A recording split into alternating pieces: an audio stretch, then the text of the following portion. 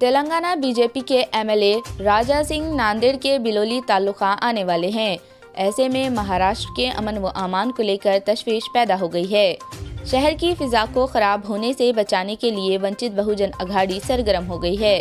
इस मौके पर वंचित बहुजन अघाड़ी के रियासती नायब सदर गोविंद दिलवी, रियासती तर्जुमान फारूक अहमद, नांदेड़ जुनूब जिला सदर शिवाजी नारंगले, जुनूब जिला सेक्रेटरी श्याम कांबले, जुनूब मेट्रोपॉलिटन सदर विट्ठल गायकवाड़, जुनूब सेक्रेटरी अमृत नारंगलकर, शुमाल मेट्रोपॉलिटन सदर अयूब खान, बिलोली तालुका सदर धमादीप और दीगर मौजूद थे।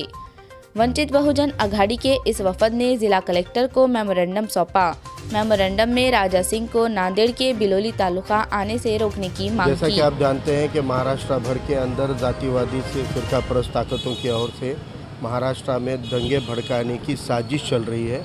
हमने देखा कि 50 से ज़्यादा रैलियां गलत इल्ज़ाम लगाकर और किसी ख़ास कम्युनिटी को टारगेट करने के लिए निकाली गई, जो कहीं वजूद में नहीं है। इसे लव जिहाद के नाम पर, लैंड जिहाद के नाम पर भड़काऊ भाषण किए जा रहे हैं और महाराष्ट्र के कई ज़िलों के अंदर यही लोग हैं जो जाकर माहौल ख़राब करने का काम कर रहे हैं और इनके ऊपर मामले दर्ज भी हुए हैं।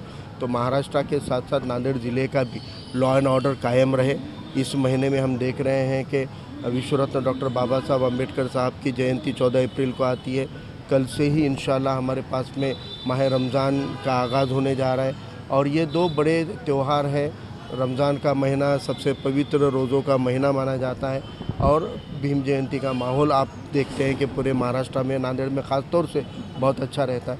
ऐसे माहौल में बिलोली के अंदर राजा सिंह नाम के विधायक को, आमदार को बुलाकर भड़काऊ भाषण, जो कि बेअक्ल आदमी है, बेवकूफ़ आदमी है और वो भड़कीले बातें करता है, किसी ख़ास कम्युनिटी को टारगेट करने की बातें करता है।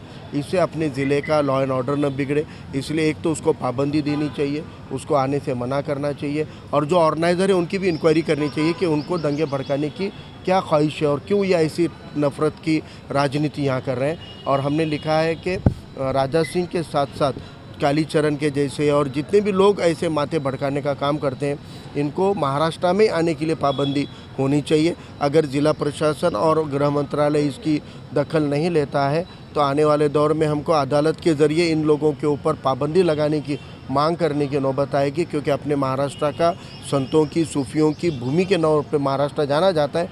चैन अमन यहाँ पे रहे और सारी कम्युनिटी यहाँ रहे, क्योंकि जो चीज़ें है ही नहीं, कोई लव जिहाद नहीं है, कोई जिहाद नहीं है। जब तक संविधान ने सभी मज़हबों को अपने अपने आज़ादी के साथ में उसका पालन करने का इख्तियार दिया है, तब तक किसी को जिहाद करने की, धर्म युद्ध करने की कोई ज़रूरत ही नहीं है।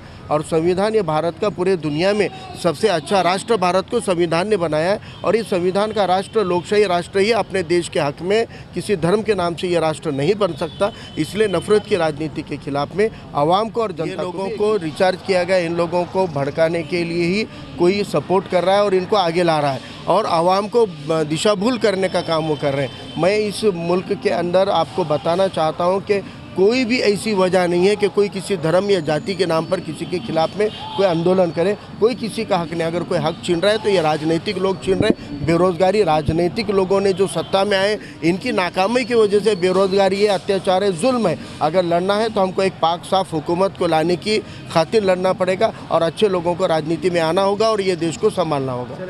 हमको उम्मीद है कि प्रशासन बहुत ही सेंसिबल है। नांदेड़ ज़िले के जो ज़िला प्रशासन के प्रमुख है, जो कलेक्टर साहब है, वो बड़े सेंसिबल शख्स हैं और हमको पूरी उम्मीद है, पूरी गारंटी है कि पुलिस प्रशासन भी और ज़िला प्रशासन भी ऐसी कोई घटना होने के लिए कोई प्रोवोकिंग करने वालों को आने नहीं देंगे। और अगर खुदा न खास्ता वो आते हैं तो उम्मीद करेंगे कि पुलिस लॉ एंड ऑर्डर को कायम रखेगी और किसी धर्म जाति पे टिप्पणी न हो, इसका एहतियात करेगी। होती है तो गुनाह दाखिल करके उनको सलाखों में डालेगी और अगर ऐसा नहीं होता है और कानून जब अपना काम नहीं करता है तो जनता को रास्ते पे उतरने के अलावा कोई विकल्प नहीं होता है। तो फिर उसका ठोस जवाब देने के लिए रास्ते पे उतरने का काम इंशाल्लाह वंचित बहुजन आघाड़ी रास्ते पे उतर के करेगी।